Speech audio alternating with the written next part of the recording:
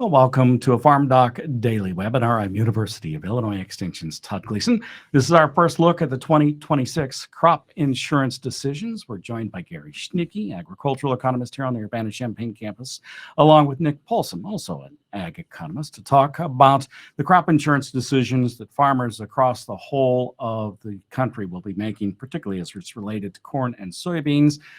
Over the next month and a half, they have to have that done by, well, actually over the next month, by the mid part of March.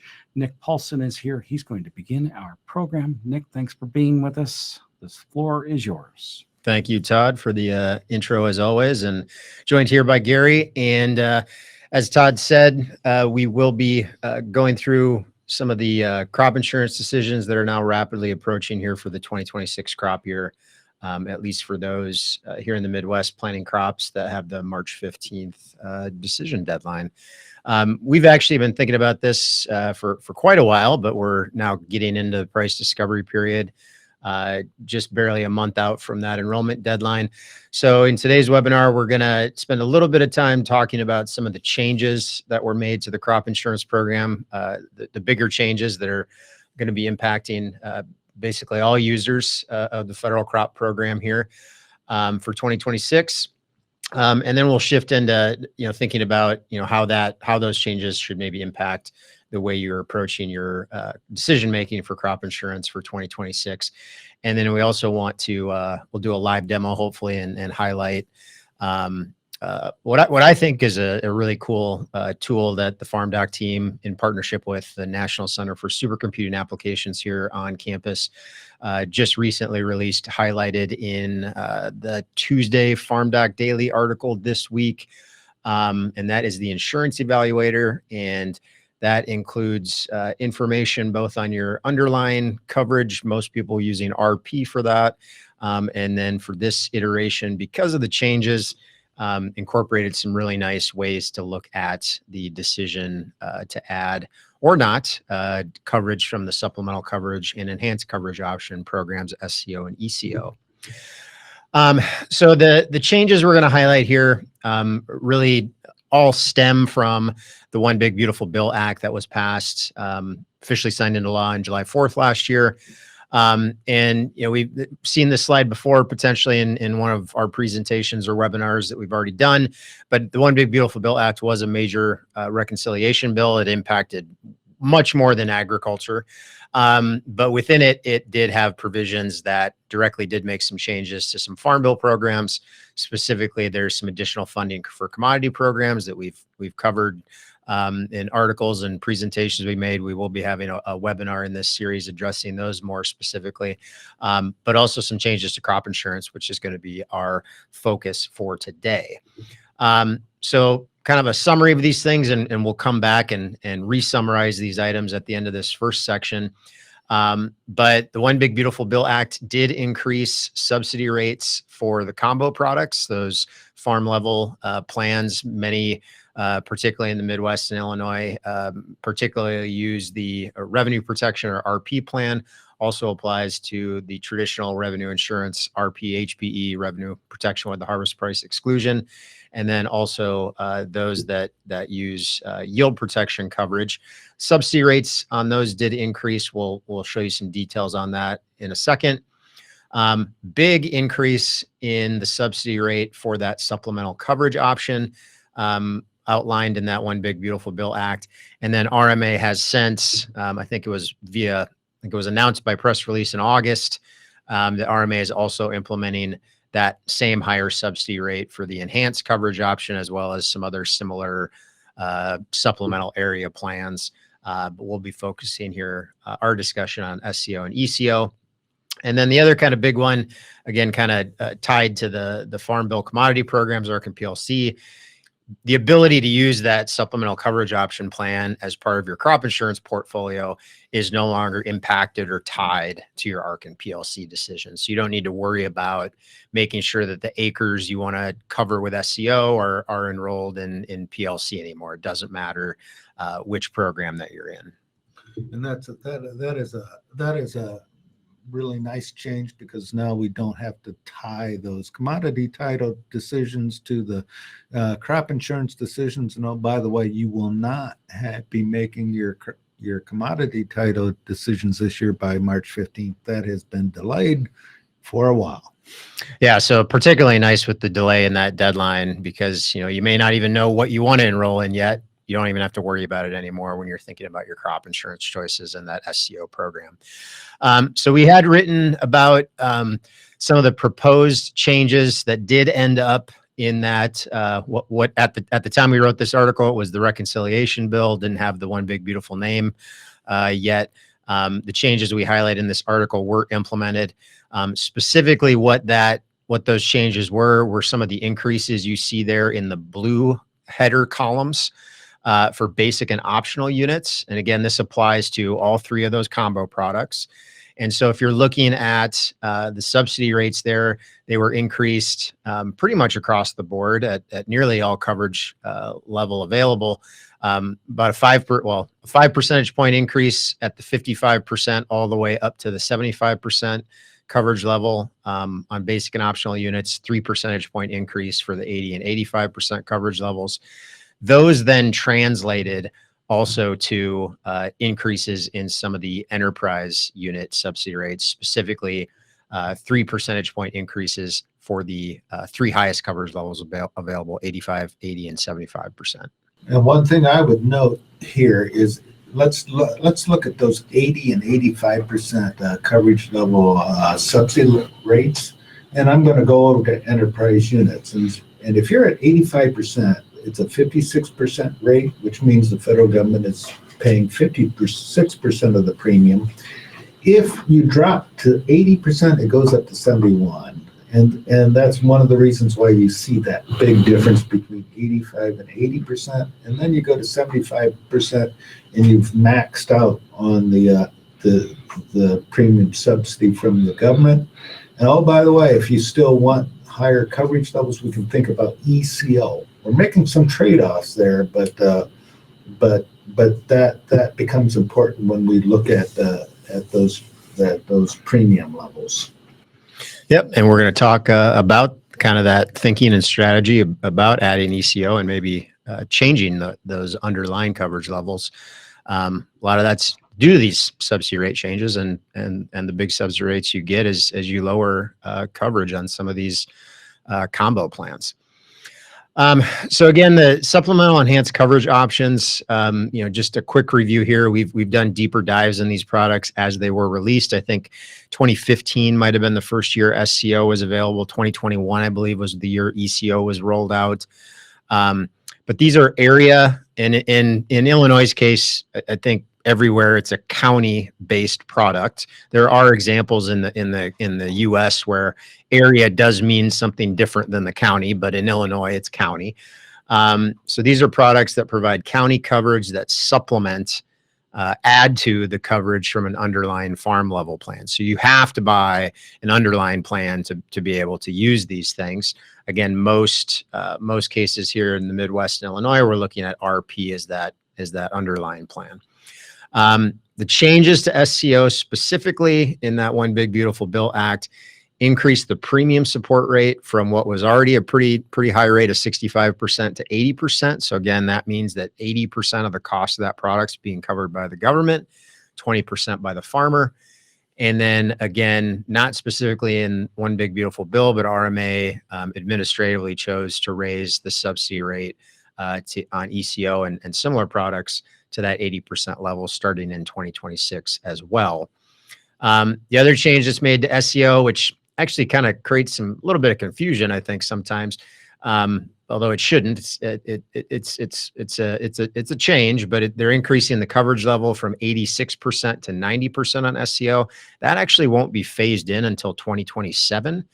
But there is you can get 90% supplemental area coverage through the ECO program still for 2026. And Gary, I would assume that what will happen in 27 is SCO will be a 90% product, and and ECO will just be 95. They'll just Yeah. kind of phase out that 90% ECO option. Yeah, that is what I would expect, and then SCO would run from 90% down to whatever your combo coverage level is. If you had, I personally like it the way it is, because that 95 to 86% is a particularly important band, and it then will go from 95% to 90. All right, and again, we kind of already highlighted this, and I think we're going to keep hammering on it. You know, we talked about these products being things that are relatively attractive, and you should consider even in previous years. But now with these subsidy rate increases, we really think it's something that every farm should really consider now in 2026 and moving forward, if for no other reason than the large share of the premium cost that's now being covered by that premium assistance. A few notes on SCO and ECO coverage. Again, we've detailed these in some recent farmdoc articles, but just to kind of summarize here, again, these are products that are based on the guarantee side on an expected county yield, and then on an actual county yield to determine, you know, actual yields, actual revenues in terms of losses and indemnity payments. And those yields that they use for this are developed by RMA and based on RMA records. So it would be yields from insured acres, I guess, right? That'd be the right way to put that, Gary. These can and do differ from other USDA county yield sources, again, which can cause confusion at times. There's a separate set of county yields that FSA uses for things like the ARC program. And then there's separate county yields that are released by NASS that we track as well as another information source. And, you know, typically those things are pretty consistent with one another, but they do differ. So those RMA yields will be different from FSA, and they will be different from NASS, and sometimes those differences can actually be quite large. Yeah, just a note here, RMA yields are from insured acres, and NASS acres. NASS yields try and consider those uninsured acres as well. In Illinois, that isn't a big deal, but in some other places in the country, it can be a bigger deal. We have 90+% of our acres insured in Illinois. All right. The other kind of factor here on these products, just to be aware of, not necessarily a deal breaker, but some don't like this relative to their farm level coverage. Those yields, those area yields, are not actually released until mid-June. I think June 15th is kind of the reporting deadline. Maybe it's not a hard deadline on that, but typically mid-June of the next calendar year. So if we're thinking about 2026 coverage, you're going to be making a decision here in March. We're going to plant, we're going to grow our crop, we're going to figure out how all things go here and harvest in the fall. And then it won't be until June of 2027 when we would have the info needed to determine whether you receive a payment. Or another way to look at it is if you had coverage on these programs for 2025, we still don't know if, you know, what the payments were, because the yields won't be released until June here in a few months. So that does delay you know, payments for losses if they occur relative to what you would expect on your underlying RP coverage. And again, because these are area or county-based products, those yields that RMA uses for SCO and ECO don't necessarily have to line up with what happened on your farm that year. So the prices used for SCO and ECO are the same prices that go into your RP coverage. It's the same projected price we're setting right now. It's the same harvest price we'll set in the fall for corn and soybeans. So the price side is the same, but the yields are different, and not necessarily what happens at the county doesn't always necessarily line up with what happens on your individual farm. All right. And then finally, want to emphasize that use of these programs is, hopefully it's obvious that it's optional. And you know, it's pretty flexible in how you use these things. Obviously the requirement to buy the underlying coverage to be able to purchase them, but you don't have to use both. You can use one, you can use the other, and you can use neither if that's what you choose to do. Yep. And again, that is important because we do believe that ECO has many more risk benefits than SCO. And just because it starts at a higher coverage level. Yep. All right. So let's emphasize kind of our thinking in terms of why we're really emphasizing this, all farms should really be considering potentially adding these products to the mix this year. So RMA sets total premiums, or they're mandated to set total premiums. Congressional mandate. Is that accurate, Gary? Yes, that's accurate. To reflect expected losses, and also accounting for a reserve, in the event that we get extreme losses in individual years. A loss ratio of 1.0 would imply that over time, not in any individual year, but over time, the money paid out to cover losses and indemnities would equal total premium. If we assume that is what actuarially fair rates would be. And so if we assume that plus a reserve, we might be looking at a target loss ratio that RMA is using when they're setting their premium rates to be 0.88.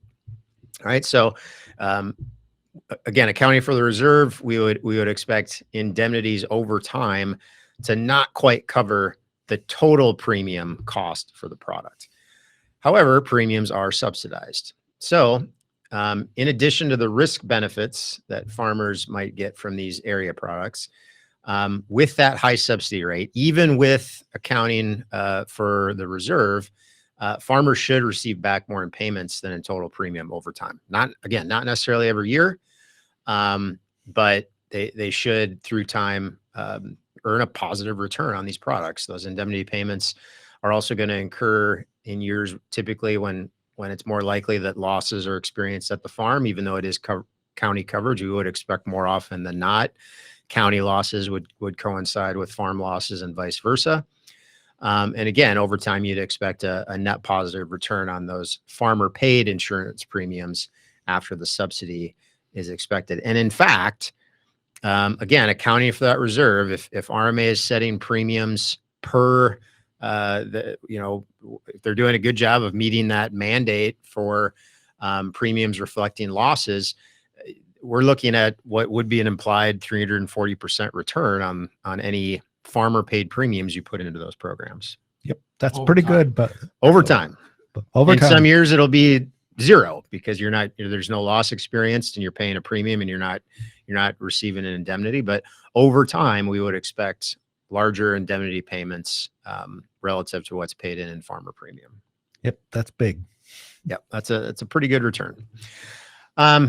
Just to put some numbers behind that, and I think these are we just picked some real round numbers that are pretty reflective here of what you might be looking at.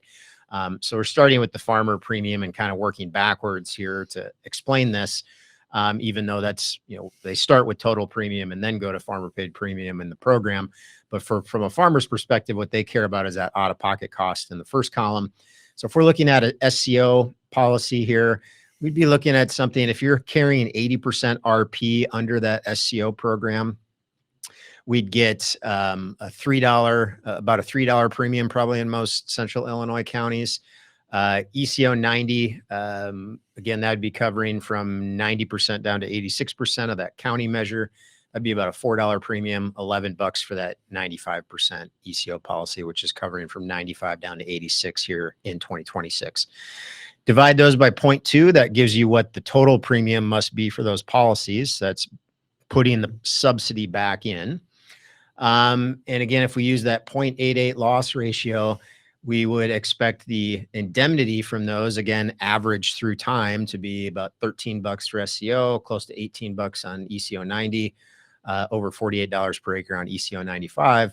And if we take the difference between those expected indemnities and the farmer premiums, we get the expected return there in the far right column.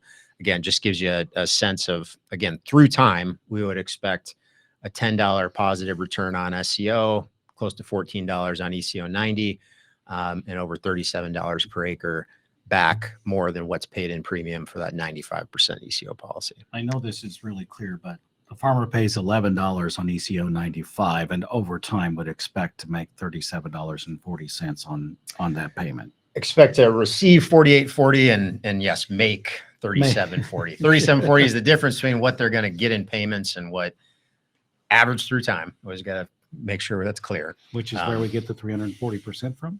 Yep. And so that $11, you're again, that $11, if we're looking at that specifically, you're paying that every year. You're not going to get an indemnity every year, but through time, we'd expect the average indemnity on that product to be around $48 per acre. And so that's where that $37 expected return number comes from. And then that assumes that we have a loss ratio of 0.88. And we have had a couple of questions that asked, are we sure about that? So here's the answer to that. No, we're not sure that you're going to average that, because we're not getting anywhere near the loss ratios that are a 0.88 in Illinois and the Midwest. On the other hand, it's really hard to get a loss ratio below 0.2, which is what you would have to have if you had a loss. Yeah, and so in this slide, and then we've got one on soybeans here we'll take a look at in a second.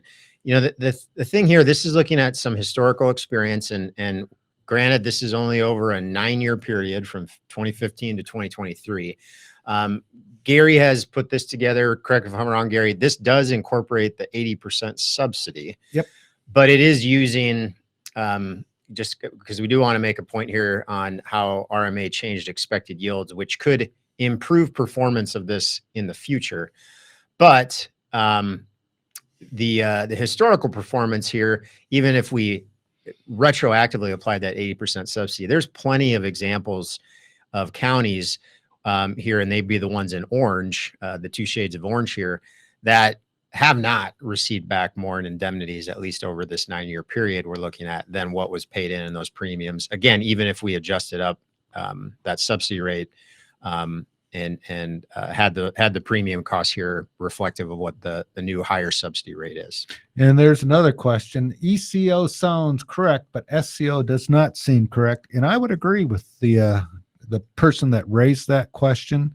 The lower the coverage level, the more issues that RMA has in setting premiums. So and ECO 95, they're closer, but not there on that on that loss ratio. It goes down for 0.9, and when you're at 0.86, we're getting low again. So you're right. And again, that's sort of why you'll see some of our results, why we suggest first looking at ECO 95% and then think about the SCO. All right. And then it looks like we got another question. If I'm interpreting it correctly, I think the question is for what we're looking at on the screen here, this analysis, historical analysis, are we looking at NASS yields over 2015 to 2020? We are using RMA yields, or again, Gary gets the credit for this, I guess, and the blame. But the yields on this are the RMA yields. RMA actually has a longer history of those area yields that are used for SCO, ECO, and other area products.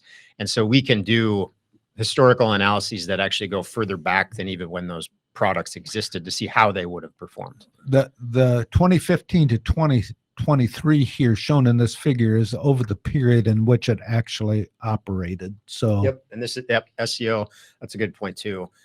ECO didn't start till 21, but SCO was offered actually in the years we're looking at here. So all right, so that's corn, and this is soybeans. Again, actually quite a few more orange counties here. Most of Illinois, some there in the southern part of the state for non-irrigated, which are in the blue.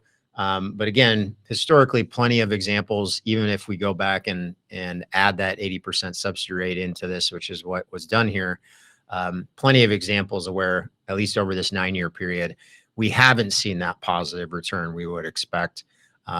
Could be that 9 years just isn't long enough. We haven't had a bad enough year in that period to sort of make that return out. Could also be that rates maybe aren't what they should be.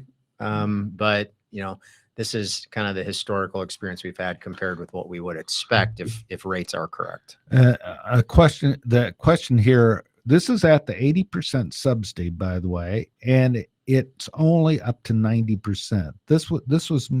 These graphs are modeled going up to 90% and then down. So it was what was, I suppose, intended by the legislation. Again, we're suggesting looking at the 95% coverage level. And again, there's appears to be a Slightly less ratings issue with 95% versus 90 versus 86. All right. So again, we started off with these kind of same summary points. We'll hit them again before we get into some more specifics on 2026 decisions. But again, we got some changes from that One Big Beautiful Bill Act that directly increased subsidy rates for basic and optional units, the big increase in the subsidy rate, and starting in 2027, the higher coverage level for that SCO program, and then that SCO eligibility no longer being impacted or tied to our commodity program choice with ARC and PLC programs. And then we're also seeing RMA having implemented some additional changes, higher subsidy rates on enterprise units as well for those underlying combo products, and extending that significant increase in the subsidy rate on ECO to ECO and other similar types of supplemental area plans. So again, those are the changes that we think are pretty key for virtually all crop insurance users in the Midwest. There were some other changes as well related to young and beginning farmers. What I would characterize as improvements as well, but these are really the changes that impact kind of the crop insurance user audience pretty globally here as we think about 2026 decisions. So now we're going to kind of shift into, again, looking at 2026 specifics.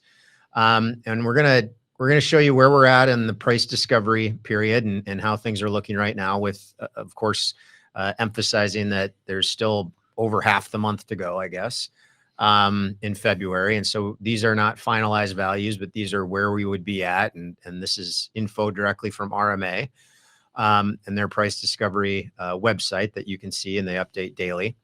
And then we're going to get into the evaluator tool that was mentioned early on in the webinar, highlighted in Tuesday's FarmDoc Daily article this week. A really cool new tool out there to help people consider some of the choices that they're facing here, particularly with kind of the more attractive SCO and ECO options that we're looking at this year. So starting with corn, RMA is currently published their daily prices up through February 11th. And as of right now, we would be looking at a projected price of $4.58. Started the month out at $4.55. So we can already see there's been some movement. We could still see movement in this if market goes up or down in the next couple of weeks. And then that price volatility thing, they do show that. They do show a rolling average of the 5 days of volatility measures. None of the 5 values currently going into that 0.15 volatility will actually impact the final volatility. It'll be the last 5 days in February. But, you know, if we ended right now, that's where we would be at on those 2 measures for corn. Relative to 2025, that's a bit lower on the projected price for corn. So that on its own would tend to lower premium cost because guarantees would be a tad lower if we're looking at a $4.58 price versus a $4.70 price. The volatility factor, again, if we come in around that 0.15 number, that would also tend to lower premiums relative to last year because those volatility factors, the higher they are, the higher premiums are. If we take a look at soybeans, we've actually seen some trending upward in the soybean market in February. Again, we're only halfway through, but we'd be looking at a 10.93 price, projected price for beans. 0.13 volatility. Again, none of those volatilities will actually be used, but that's where we've been averaging so far in February. It'll be the last 5 days that ultimately matter for that number. If we came in close to where we're currently sitting now, though, 10.93 is almost 40 cents above the 10.54 projected price for soybeans last year. That will increase guarantees, all else equal, tend to increase your premium costs a bit. We've got higher subsidies probably counterbalancing that, though. We'll see what the net effect on premiums is. And then that volatility factor would be just a tick below what we were at last year. That would tend to lower your premium rates, not accounting for other factors. But a lot of things go into premium rates. They change rates year to year, kind of the base rates that go into that calculation. Projected price matters, volatility matters, subsidy rate matters. So we'll see how things all pan out here once we get to that last trading day in February. Yeah, and again, you can reasonably expect sort of a bit lower insurance premiums this year, just where we're at, but we won't know till the end of February, and that volatility is really key. So if we want to calm February for crop insurance. We get crazy after February, but calm February to keep our premiums low, and then we get some volatility to get some pricing opportunities after that. So, all right, volatility can cut both ways though. So, Yeah. All right, now we're going to shift into, and we're going to try, and I'm going to hand it over to Gary to drive here. We're going to get into this insurance evaluator tool. This slide kind of helps guide you to where you could find this thing online. So if you go to our FarmDoc website or our FarmDoc Daily website, FarmDoc Daily is actually the page being shown here in the screenshot. In the main bar there, kind of at the top of those beautiful corn and soybean fields, that image there, there's a tools menu. And if you go to that tools menu, it drops you down into that choice of 4 options. It's the first one under crop insurance tools. And then that will pull up a number of crop insurance tools. And what we're looking at here is the third one in the list, and that's the crop insurance payment evaluator. And what that will do, if you navigate to that and you select those menus and you click on that payment evaluator, that will take you to this input screen. And we're going to take you through some live examples here. So I'm going to let Gary take over, and we're going to, hopefully this works out.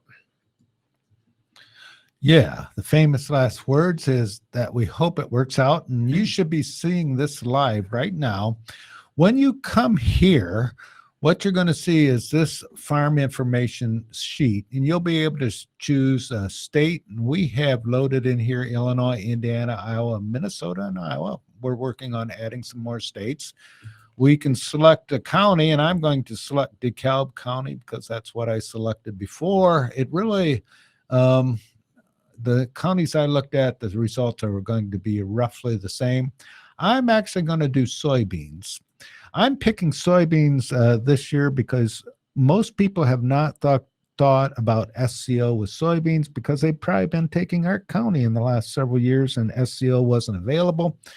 Once we make those selections, we bring in a case farm for this county, and it's close to the average for the county. So we have an APH yield of 64.05, a trend adjusted yield of 67, and then you make a revenue or insurance plan choice, and it automatically defaults to what is the most used in the county. And for DeKalb County soybeans, it was RP 80%. I'm just going to click this up to 85. And then you hit Run Evaluator at the bottom. And you'll think a little bit, and this is the result you'll get. And let me explain these results. This is RP 85%, and we'll skip the buttons here for a little bit. If you had a RP 85%, the farmer paid premium on that would be $9.74. So that's what the farmer paid premium is, and that's based on what we're looking at estimated price, and we have volatility built into this as well. Over time, we would expect premium or payments back to be $9.66. That is based on a simulation that actually goes back to 1991. And includes up-to-date numbers. So this includes the drought year and several other years in there. The net insurance benefits is minus 0.08, which means that in DeKalb County, over time, farmers should expect to roughly net zero, which, by the way, means, given the insurance premium subsidies that are wrong, that RMA has the premiums way too high. That should be lower than that. So we have a ratings issue here. 17.2 is the percent times that we'll expect to be paid. I would note that we have a longer time frame in there. The last 10 years have actually probably been better than that, but we have 2012 in there and some of the 90s. So we're maybe a little bit more conservative on, or by conservative, have more yield variability than we've seen recently. And our net revenue worst case scenario is 581.51. What we want is this number to be as high as possible, 581. And what this technically is the 5% lowest revenue that can be gotten under this combination. So from a risk standpoint, we want to drive this as high as possible. And if all we were concerned about was risk, we would drive this as high as possible without considering this. All right. We have buttons up here, and by the way, this tool was built with a collaboration between NCSA, National Supercomputer here on campus. They are the technical ones behind this, making this all work, and also they have great graphics designs people. So this isn't an ag economist idea. So can I add something so that folks who are looking at this, wondering where this takes place on campus, if you go to a basketball game and you look directly to the west from the State Farm Center, there is a building there that houses a computer. It's one building and a lot of computers, but they kind of all act as one. And that's where all of this is taking place. Just a weird fact. Yep.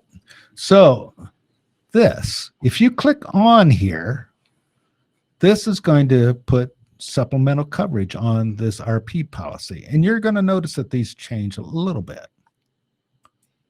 That goes up to 10, 12. You're paying for it. Here, look at what happened to that average indemnity payment, though. It went up a little bit. We caused our item to go a little positive. We went up 22% and 584. Not so that has really modest impacts. Let's go to 95. You're going to have sticker shock here first. That 974 goes to 1539. That's the cost of that ECO 95% coverage level. But that average indemnity payment goes up to 29, and that average net insurance benefit goes up to 1372. So we're getting positive numbers there. By the way, they're still not rated properly. That is not a 0.88 loss ratio. And our net revenue worst case goes to 612. So we made our 581 go up to 612. So you can play with this, but an easier way to do this is in the compare mode. So now I have my base product here, which is what I had on the previous screen. And then I can go over here and make changes. And it already, so RP is still at 85, and I have on supplemental coverage. And here's what 90% does. And you can see here, 585 to 595. An increase, but look what happens when we do 595, 612. That 95% does drive that net revenue worst case up, but we're also driving our premium up. But our average indemnity payment goes up, and our net insurance payment goes up. And just one of the things that we've talked about is think ECO 95 first, and not include the SCO. And the SCO, because it's only 1%, isn't going to do much here. So and it's roughly the same. All right, I'm going to just leave that. Let me just do that. 612. Now I'm going to come over here and look at another scenario, and I'm going to lower that coverage level. Let me do it at 75. Well, what do we want to do it? I'm going to go to 75 here first. All right, save it. Put those off. So I lowered my premium from 974 to 209, and my net revenue worst case went down. So I didn't make my net revenue worse. drove my farmer paid premium down, and my net insurance payment benefit is still negative. Now let's add 95%. My premium is lower than 85%, and my net revenue, worst case, is better, and my net insurance benefit is better. So in a lot of cases, this looks much or better than RP 85%. There is a bit of a trade-off here. That 584 is the 5% worst cases, which aren't necessarily the same. I'm providing protection for widespread county yield declines and widespread price declines. But if my farm has a poorer yield and the county doesn't, I would be below this. So there's a basis issue there.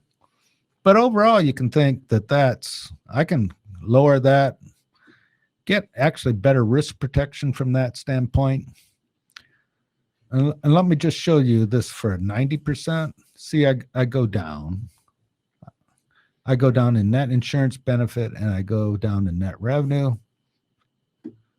Hold that there, and maybe add. And let me show you what happens when you add SCO. And you're going to see that premium go from 974 up to 774. It's going to go up to a little bit higher than before because I have a higher band. I have better risk protection. Not as good as here, but this is the Cadillac, right? This is the Cadillac. I still have a lower premium here. And let me do one other one. I'm going to just, if you actually, I could add a plan. I haven't rehearsed this, so this is a bad thing. So I'm going to add a new insurance plan. And it's down here. I'm going to make it revenue protection. And I'm going to go 65. I'm going to go 65%, just to give you a range. 85 cents. Now let me add ECO to this. 580. I've reduced it. You're at $6.50 premium per acre. Can I ask a question about 912, 974. I got a positive benefit, and I still get higher. All right. So if you're at 65 or 75% or whichever, but let's use 65%. So the indemnity is starts at 65%. If you don't use SCO, is there a skip? Yeah, there is. There is a skip in there, right? Yeah. Yeah. So from 65 to 85%. Yep. Correct. Yep. And then it picks up 86 to Yep. 90 or 95, depending on what your ECO would be, Yeah. if you're using SCO. So there's a skip that you do not get paid in. Yep. Yeah, and I think, and we have a few kind of points we'll make here coming up when we get back out of the evaluator, back into the presentation. But, Todd's point's a good one. There is a gap. And again, the gap it's fuzzy because the county product, the band at the top pays up based on the county, and your individual coverage pays based on the farm. And as we've said, those don't always have to be the same. And the amount to which those can differ from one another varies across different counties and places across the country. So, but I think, in the third and fourth examples here, what's plan 3 and plan 4, you're looking at very similar premium. Plan 4 is slightly lower. Plan 3 is slightly higher than just having 85% RP coverage, which is what that kind of our default example is there in the top left. And you're getting a much better expected net insurance benefit because you're using more of these county products, which we think the rates are better on those, closer to what they should be. Historical experience suggests that. And that net revenue thing is improved when you lower that individual coverage. But yeah, covering that band is sort of an important thing, and it's kind of weighing how much you're willing to roll the dice, if you will, on that band being something that you need covered versus the premium cost savings that you can get by not carrying that SCO product. But you can get to a pretty similar premium place with lower RP coverage than 85%, and then adding those supplemental plans. And that what's going on here is we're seeing these big subsidy rates really illustrated here in terms of what that premium cost is for the overall coverage portfolio. Yep. The other thing I would say is SCO 86% going down is going to trigger very rarely. And the year in which it will trigger would be something like a drought year, which is more important for corn than for soybeans. So you can run these examples on corn as well. Being an economist that thinks this is fun, we've ran this over too many scenarios. but yeah, but in general, so we're gonna, should we jump out of here now? There's maybe a few questions we could ask that are more based on the tool. We could just leave the tool up while we answer those. I think there was a couple questions I think I can kind of combine here. I think some viewers are kind of pointing out maybe the where what we're saying may seem like it's at odds with other things we're saying. So again, if we go back to that table I showed with those expected returns and that 340% number we talked about, again, that is assuming the products are rated correctly. And we can't say with absolute certainty that they're not. But the other point we're making when we look at those maps or we look at what the history suggests in this tool is that maybe the rates are too high, or at least based on what we've experienced really over what we think is a fair period of analysis. I mean, again, it's not like we're throwing out 2012. We are looking at a pretty long historical period. We're not getting performance that you would expect if the rates implied a 0.88 loss ratio. So again, could be the time period. We think we're looking at a pretty good and lengthy time period, which suggests that rates are probably too high in the Midwest. Yeah, and these results, even though they're positive, they should be more positive. Yep. Somebody did ask, and I think because I can see it on the tool, you don't have to run this in enterprise units. You can run it. Yeah, we have a basic unit option here as well. And again, these are based on case farms. It gets increasingly complex to be able to have a tool with more inputs to tailor it to an individual. And this thing is actually updating in real time. And so as we see those projected prices change throughout the month of February, this tool is changing. As we see futures change, obviously that's affecting the projected price. These things are changing. And so what you look at in a couple hours might be a few cents different than what we're looking at right now, even with the same inputs. So, and we're not claiming that these are going to be exactly accurate. If you're in DeKalb County and you go in and you say, the FarmDoc guys said this thing should be $9.98 per acre, your situation is going to be different than that. So we're making, when we come up with those premiums, we're putting in a trend adjusted APH yield and an APH yield. We're assuming that the rate yield equals the APH yield. So we're putting in those sorts of things. And we're not to the point yet where we feel confident to bringing this down to a farmer like level, but that is actually a goal that we're striving towards. Meaning you can't put your own APH. Yeah. Okay. Well, yeah. Yep. All right. Should we hit back, wrap up with the slides here? Try to answer a few more questions if we got some time. So we did have a couple of, I think, kind of, again, summary points, takeaways from the specifics we looked at in the tool there. So again, I think our guidance for 2026 would be is that ECO is a reasonable or even a more than reasonable choice. It's not perfect. It's not as good as your farm level coverage in terms of risk benefits, but those risk benefits should be there. And that high subsidy is suggesting even if rates are high with an 80% subsidy, it's hard to be off that much to where we wouldn't be expecting a positive return moving forward from that product. Again, not every year, but through time, you should expect more in payments than what you pay in premium. And I think it's also important to kind of raise more awareness about that issue. I mean, everybody understands that a federal crop is subsidized, but I think sometimes people maybe don't think that they don't think about that, what that means for performance and what farmers should be expecting through time. And it would help to have people more aware to address any kind of ratings issues that we might be want to looking at. Yep, Want to look at.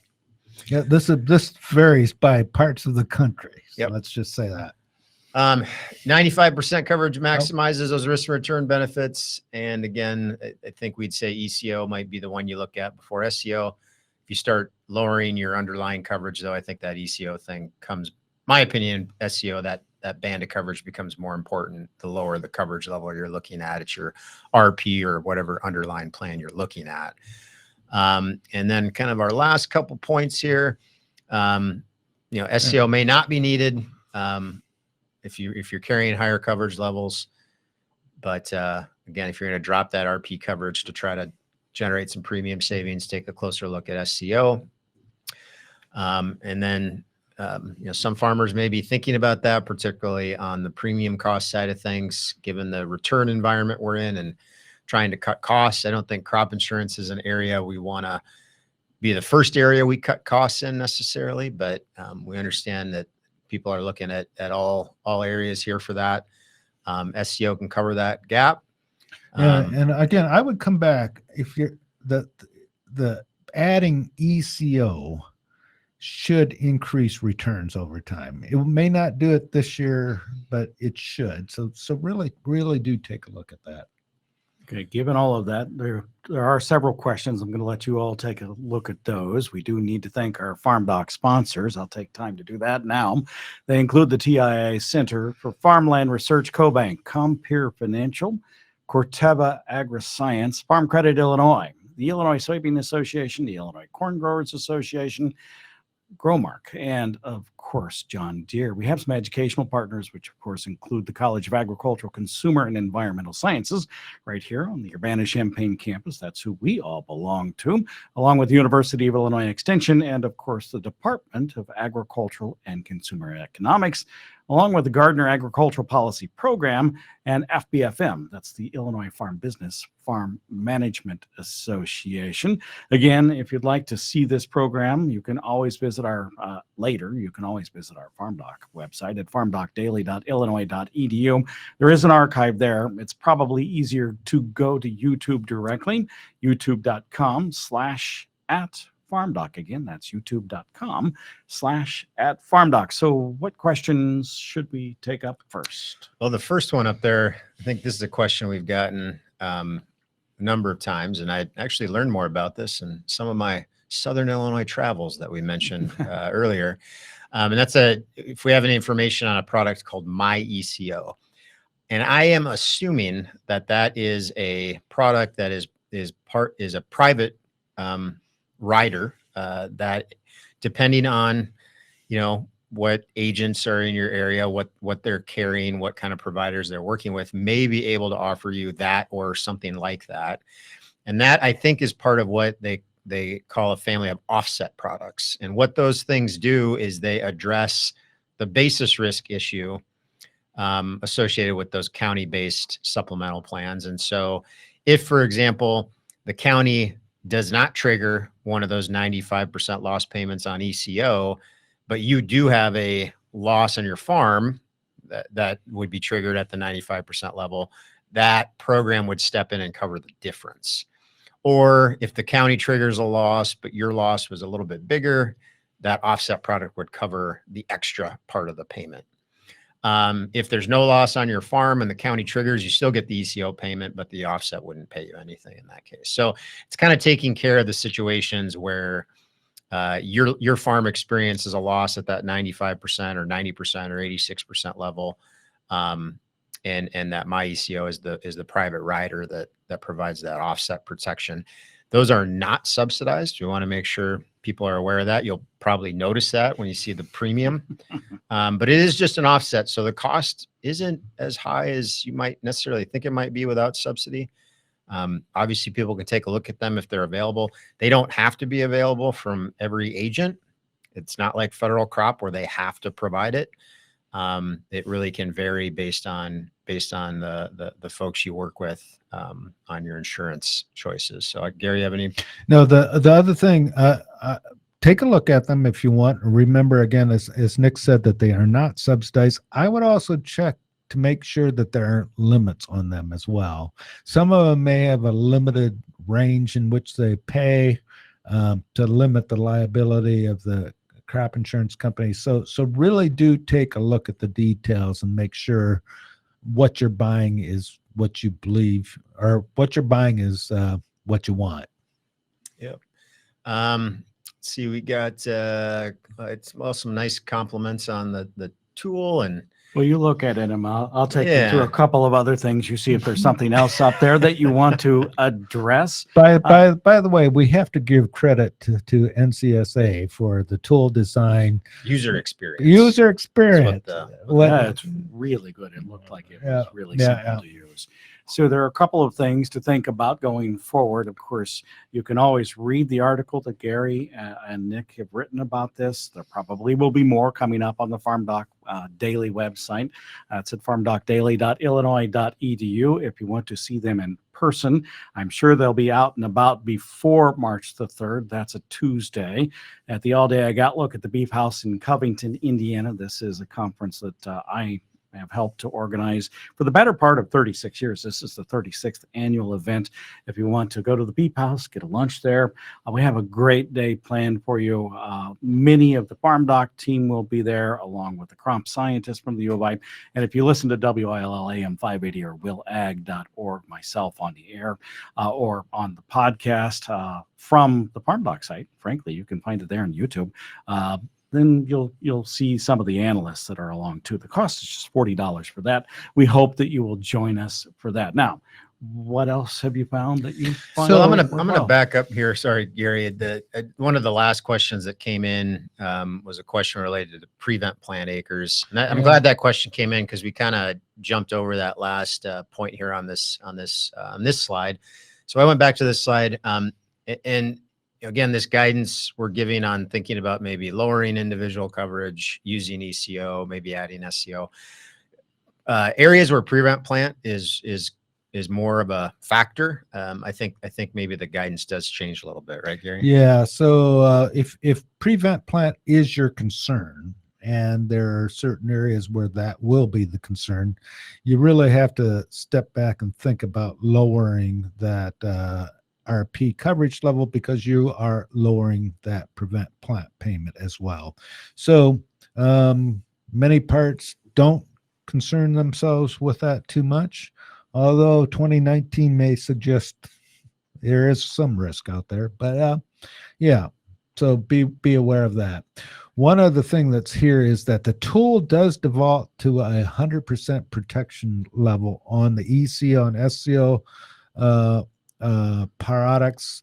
For better or for worse, we decided to leave that option out just because for user ease, but you can also lower the ECO 95% and 90 and SCO for that matter, the protection level, and lower the premium and also lower the payments. Yeah, and I mean that's again, it's a pretty straightforward way to think about it. It's a proportional impact. So you know, if you lower your protection factor by 20%, it's going to lower your premium by 20%, and it's going to lower any payment you would receive by 20%. So it's a straight up proportional factor that's applied there in both cases. So right now we have this question. Right now the tool does not allow for an APH farmer to enter their APH. We are working on that. We don't feel comfortable with that. Could you consider adding an input item of expense per acre? And that's a good thought. I don't think we'll get that done this year, but that's a good thing to think about. Can ECO and SCO plans be added to the whole farm revenue protection plan? So I'm going to shoot from the hip here. If it has to be a combo product to add to this, so if this is the whole farm product, Whole farm. There's a whole farm unit on our RP. yeah, and I don't know what Yeah. we best not say. We won't say definitively. That's a very That's a good, good question. Excellent question. One they don't know the answer to. How about that? You nailed it. There you go. well, we don't want to send people into an office with bad information. That's right. So, and actually, that's a good thing to ask your crop insurance agent, who will know that answer. Nebraska and Kansas, we will be working to add more states, so we may get to you. Yeah, and I would give a high probability to get to Nebraska and Kansas. We have wrapped up the hour. Thank you both very much, Gary Schnitkey, Nick Paulson, both ag economists here at the University of Illinois. Behind the scenes, too, we want to thank Jim Baltz. Jim takes care of everything behind the scenes. Also, we'll be posting this to YouTube as soon as mid-afternoon today. Thank you to him and for all the work that he does.